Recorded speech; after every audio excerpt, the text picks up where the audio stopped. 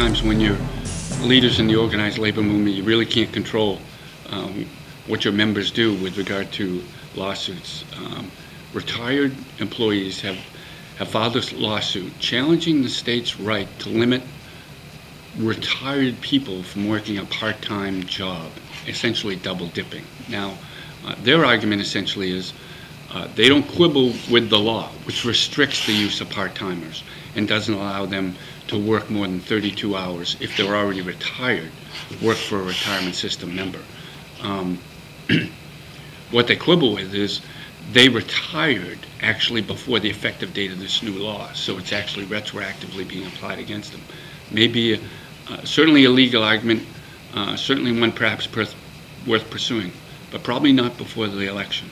Double dipping is a very unpopular practice with the voters, and by bringing this issue up before the election, it certainly allows opponents of organized labor to say these are the reasons why we need to change the pension system, change it from a defined benefit system where you get a guaranteed pension to a defined contribution system for new employees like a 401k.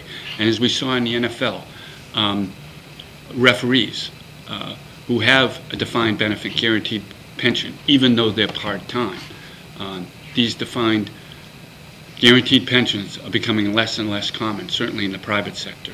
So bringing up this double-dipping lawsuit only fuels the fire for opponents of organized labor to say this is why we need to change the fundamentals of the retirement system.